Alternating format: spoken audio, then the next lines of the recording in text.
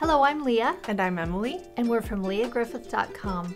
For this collection, we decided to share 15 coastal and underwater crafts. I love this theme, especially as a water baby. I was born in June and I'm a Cancer. So let's dive into it. Let's dive in.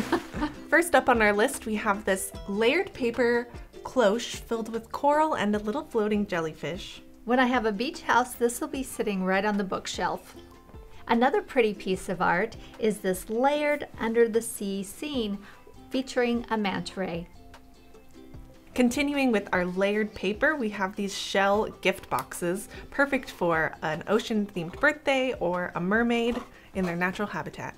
And here's one of my favorite layered paper pieces. This was inspired by Beach Finds mobiles filled with shells and driftwood, and I think it just looks so nice in this all pink palette. Of course, you can make it any color that you like. For our embroidery this month, I designed this underwater pattern.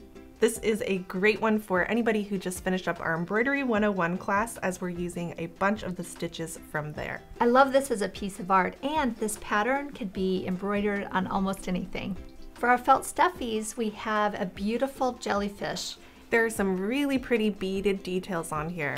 I just love how this came out. And for our second stuffy design, we have these Manta Rays. This is a perfect stuffy project for a beginner. It's quite simple, but there's just enough detail. For a coastal inspired craft, we have this beautiful wood bead garland that has a macrame cord braid. This was very easy to make, and you could use it as a decoration on your table or your mantle. For our macrame project this month, we made a miniature plant holder. It's designed with a wooden ring and a wooden bead, and I think this is perfect for an air plant or even to display some beach finds. And now we'll move down to the coast of Australia, and we have our cute little koala, which is one of our favorite projects that was made over 10 years ago. So we felt like it just needed a quick update. And I made this in just one day, and I think it turned out great. This was only the second stuffy I've ever made. Perfect beginner project. I love how he's holding the eucalyptus branch in his paw. And speaking of paws, we have these felt kangaroo paws, which is actually a type of flower, which is found in Australia. And for our free craft camp project this month, I'll be showing you how to make these little shell cards and using different coloring techniques.